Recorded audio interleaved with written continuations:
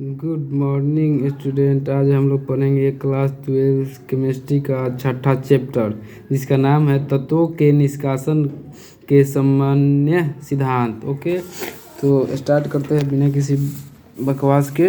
First number question है, ये class 12 का है, छठा चैप्टर है केमिस्ट्री का जिसका नाम है तत्वों के निष्कासन के सामान्य सिद्धांत। ओके, एक नंबर क्वेश्चन है, लोहे के मुख्य ऑक्साइड अयस्क होता है। ऑक्साइड अयस्क क्या होता है? हेमाटाइट होता है। धातु के ऑक्साइड को कार्बन या कार्बन मोनोऑक्साइड के द्वारा धातु में अवकृत करने की क्रिया कहलाती है, तो प्रगलन कहलाती है। क्वेश्चन नंबर तीसरा, निम्नलिखित में से किस धातु के निष्कासन के लिए साइनाइड विधि का उपयोग होता है? तो इसका हो जाएगा एजी पाइरोलुसाइड। निम्नलिखित में से किसका अयस्क है? पाइरोलुसाइड मैग्नीज का है। निम्नलिखित में से कौन जिंक का अयस्क नहीं है? तो इसका हो जाएगा बक्साइड। निम्नलिखित में से कौन सा कथन सही है? तो इसका हो जाएगा सभी अयस्क खनिज होते, सभी अयस्क खनिज होते, ये बात सही है, बाकी सब गलत है, तीनों गलती है। खनिज जिसके धातु निष्कासन होता है वो कहा जाता है, मतलब धातु से खनिज में जिससे धातु निष्कासन होता है उसे अयस्क कहा जाता है। 7 क्वेश्चन हम लोग कंप्लीट, आगे बढ़ते हैं बिना किसी बकवास के। 8 नंबर, वत भट्टी में निम्नलिखित में से किस ऑक्साइड का अपचयन होता है? तो ये आयन का ऑक्साइड होता है। तो कॉपर का मुख्य अयस्क है। कॉपर का मुख्य अयस्क क्या है? तो कॉपर ग्लास। जब किसी धातु के ऑक्साइड को कार्बन के गर्म किया जाता है तो धातु का निर्माण होता है। कौन निर्माण होता है? तो MX(OY) प्लस YC से प्राप्त होगा XM प्लस OYCO। यह कार्बन है, तो यह कार्बन क्या है? ऑक्सीकारक है। लोहे का मुख्य अयस्क होता है। लोहे का मुख्य अयस्क क्या होगा? यदि मैग्नेटाइट होगा, सिडेराइट होगा, ये भी होगा, हेमाटाइट होगा, यानी कि इनमें से सभी हो जाएगा। यहाँ पे लोहे का मुख्य अयस्क एक नंबर पहले का था, लोहे का ऑक्साइड अयस्क होता है, तो इसका होता था हेमाटाइट। अगर यही पूछे मुख्य अयस्क होती नहीं है, इसमें ऑक्साइड लगा दिया जाएगा तो सिर्फ ये होगा, यहाँ पे होगा डी सभी। 12 नंबर क्वेश्चन, एक विधि जिनमें से किसी धात्विक अयस्क को हवा की अधिकता में उसे ग्लास के नीचे गर्म किया जाता है उसे कहते हैं, तो इसे भर्जन कहते हैं। 13 नंबर क्वेश्चन, कॉपर धातु का शोधन निम्नलिखित में से किस विधि द्वारा किया जाता है? तो इसका आंसर होगा वैद्युत अपघट्य शोधन। कॉपर सल्फेट के घोल में अधिक के डालने पर उजला अवक्षेप प्राप्त होता है। यह उजला अवक्षेप होता है तो CuL2 होता है। जिंक ब्लेड अयस्क का सिद्धांत किस विधि द्वारा होता है? तो सीफेन उत्प्लावन विधि द्वारा। अयस्क में उपस्थित अशुद्धि को कहते हैं, तो गैंग कहते हैं। Option number B. Copper pyrite का सूत्र होता है CuFeS2। एल्युमिनियम का अयस्क होता है तो बॉक्साइट होता है। मालाकाइट का अयस्क होता है, ये कॉपर होता है। ये सब याद कर लीजिएगा, पूछने का पूरा संभावना देखिए, हर साल पूछा हुआ है।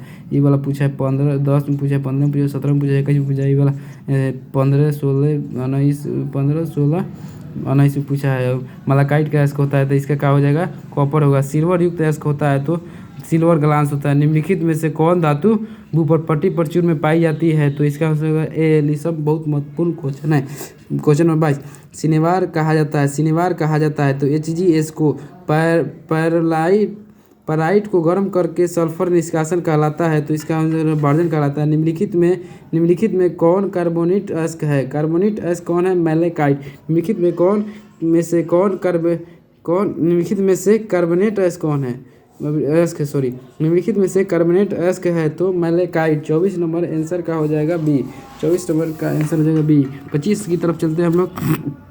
कॉपर के विद्युत अपघट्य शोधन में कुछ धातु अशुद्ध रूप में अनोड पंख के रूप में व्यवस्थित हो जाता है, तो हो जाता है ये है तो Ag और Au। 26, कैसिटेराइड अयस्क होता है। कैसिटेराइड अयस्क कौन होता है? यहाँ पे Sn हो जाएगा। निम्न में से वह लवण जो खनिजों में सबसे कम में पाया जाता है उसको क्या कहते हैं? तो नाइट्रेट कहते हैं। कॉपर पाइराइड का अयस्क होता है तो Cu होता है। गैंग और फ्लक्स मिलकर क्या बनाता है? तो खनिज बनाता है। निम्नलिखित में से कौन सी धातु विद्युत विच्छेदन प्राप्त की जाती है? तो Cu। स्प्लेटर है तो एक प्रकार का अशुद्ध जिंक है। डोलामाइट खनिज में पाया जाता है तो Mg। नीला थोथा का रासायनिक सूत्र होता है CuSO4 5H2O।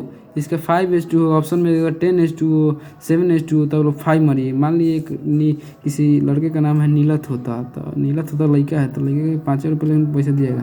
तो नीलत मान लीजिए कि नीलत होता है लड़का है, उसको हम लोग 5 रुपये दिए, तो इसलिए होगा CuSO4 5:2 गो।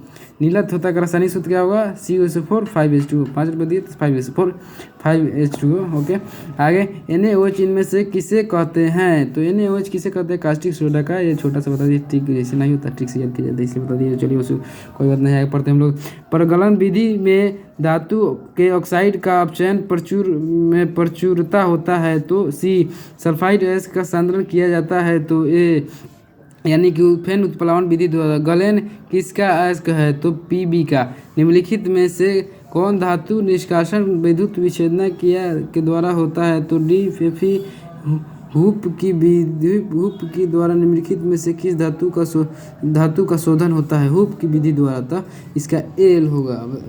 हम लोग कंप्लीट हो गया छठा चैप्टर, जिसमें टोटल कितना ऑब्जेक्टिव था? 39। आप लोग कमेंट करके बताइएगा आप लोगों को कितना सही हुआ है। ओके ठीक है। अगर किसी क्वेश्चन का आंसर गलती हो गया है तो उसको बताइएगा, कौन उससे गलती नहीं है, सब सही है, सबका आंसर हम पढ़ा दिए हैं। आप लोग परीक्षा के लिए बहुत ही फ़ायदेमंद होगा। ठीक है। आज का तारीख है तो 4 तारीख 2 महीना 2024, यानी कि 24 का एग्ज़ाम अभी चल रहा है। उसी पीरियड में हमें वीडियो बनाए हैं। सिर्फ वीडियो परसों 6 तारीख से केमिस्ट्री का एग्ज़ाम है। जो बच्चे देखेंगे वो इसके लिए बहुत ही फ़ायदेमंद होगा। ज़्यादा नहीं, 7 मिनट का वीडियो है, 7 मिनट आप लोग यहाँ पे दीजिए और छठा चैप्टर कंप्लीट पाइए। 7 मिनट कोई ज़्यादा समय नहीं है, आप लोग आराम से चलते फिरते निकाल सकते हैं। और यहाँ चलते फिरते निकाल के अपना छठा चैप्टर कंप्लीट कीजिए। जो स्क्रीनशॉट मारना चाहते हैं मार लीजिए। अगर हमने स्पीड में पढ़ा दिया है तो आप लोग यूट्यूब के सेटिंग में जाकर स्लो करके वहाँ से पढ़ सकते हैं। अगर फास्ट पढ़ाया है तो स्लो पढ़ाया है तो फास्ट करके पढ़ लीजिएगा, उससे कोई दिक्कत नहीं है। 2 गुना कर दीजिएगा तो आराम से 3 मिनट में लोग फाइनल हो जाएगा। चलिए छोड़िए, ओके बाय बाय टाटा।